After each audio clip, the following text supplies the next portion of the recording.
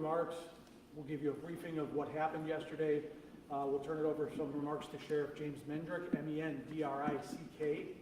And from there, we'll take questions. If we can answer them, we'll be glad to do so. Everybody ready? Good morning. This morning, we're here to provide you, my name is Chief John Madden, Burr Ridge Police Department.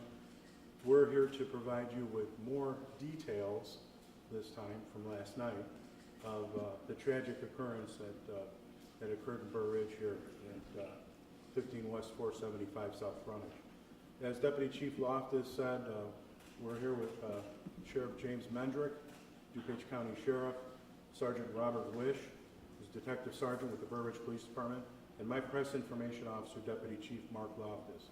Deputy Chief Loftus will walk you through, give you a detailed, give you much more information than I was able to give you last night. Deputy Chief Loftus. Thank you, Chief. Good morning.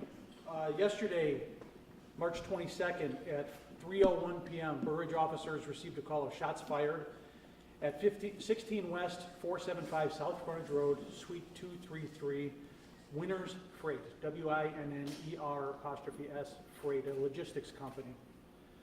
We learned upon responding to the scene that there was a second shooting at a suite below at another freight company, and subsequently learned that Jerome Spicer, 31 years of age, of Pine Bluff, Arkansas, was the alleged shooter, and he had fled the scene.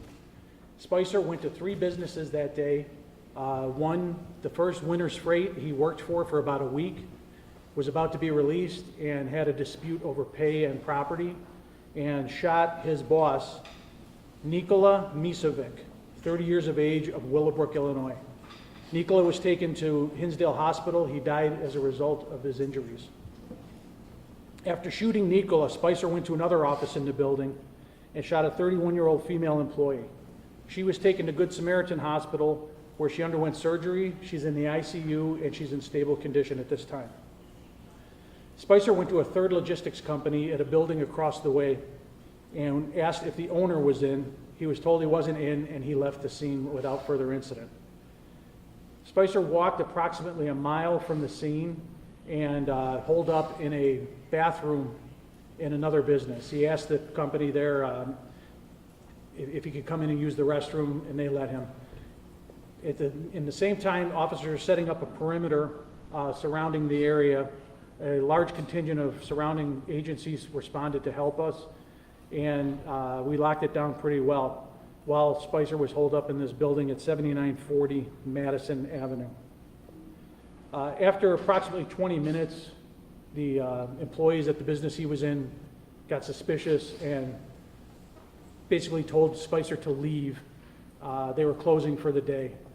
When Spicer left, they called the police, and officers quickly responded. Upon arrival, the first officer on the scene pulled up. Spicer was sitting in front of a business at 7926 Madison Avenue. When the first officer arrived, Spicer turned his gun on himself and shot himself. A Glock 40 caliber handgun was recovered with Spicer. He was staying at the La Quinta Inn in Willowbrook while working for Winners Freight. A warrant was executed on his room. An empty holster was recovered. There were initial unconfirmed reports that Spicer was shot by a responding police officer. This is not true. No shots were fired by any police officer that responded to this incident. Several surrounding agencies responded to assist and were beneficial in keeping Spicer within the perimeter.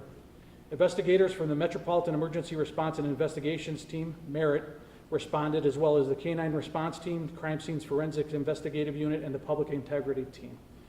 At this time, I would like to send the condolences to Nicholas and his family on behalf of Mayor Grasso. This tragic loss of life did not have to happen.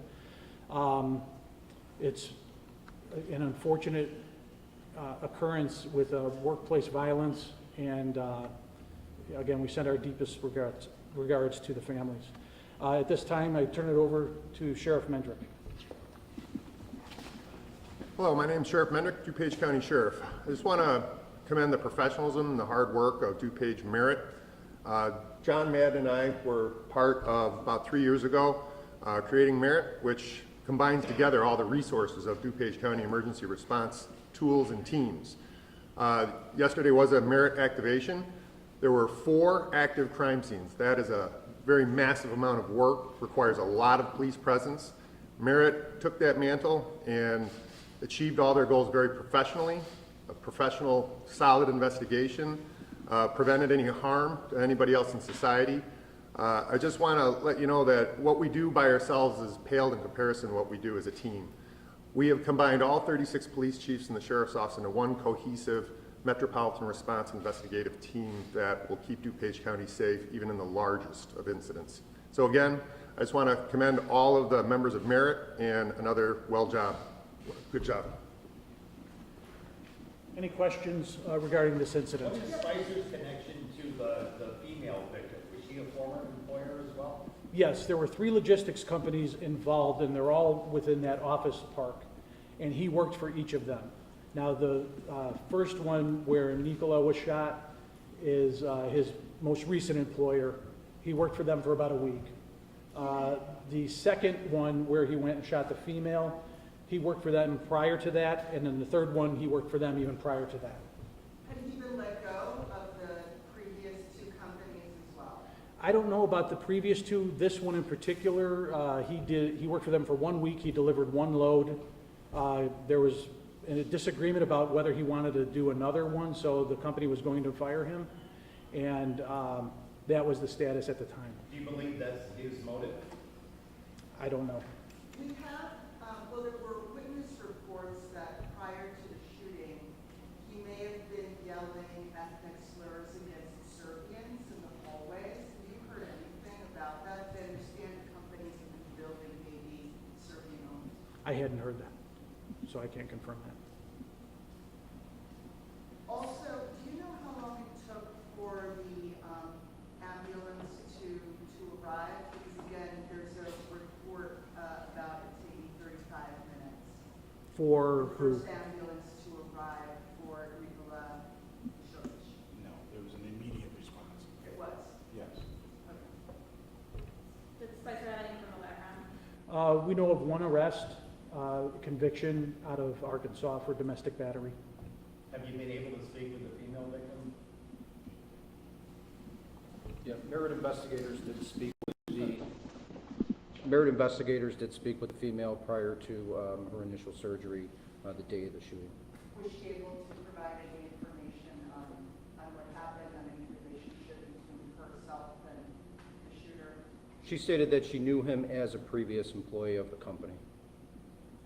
So she was the owner of that company or his boss, direct boss? She worked there. And again, just to confirm, Jeremy Spicer did not have a permanent address here in the area. He was living in a hotel. Yes, at the La Quinta Inn. Do we know how long he'd been staying there? It sounds like he'd been working for these companies. He'd been at the La Quinta this time for about a week, but normally he's a over-the-road trucker. So his permanent address, his last known address is the Pine Bluff address that we have. Did he make the connection and work for each of these companies just because of their locations? So he worked for one and then he lost his job, went to the other, and went to the other? Yes. Did he have a permanent focus stamp on either FOID in Illinois or permit out of Arkansas? He didn't have anything in Illinois. We haven't determined yet what the requirements are in Arkansas. We're working with the ATF now to do a trace on the firearm that we recovered. And then after that, it'll be sent to the crime lab for any connection to the 2 shootings. What can you tell us about his background? Criminal background? He had 1 felony, or 1 domestic violence arrest out of Pine Bluff, Arkansas. And you did One say the conviction. last known address for Mitrovic is Deliveroo? Yes. Is there anything you can say to maybe logistics company business owners about, they might be in a tough situation hiring people like this kind of off the street?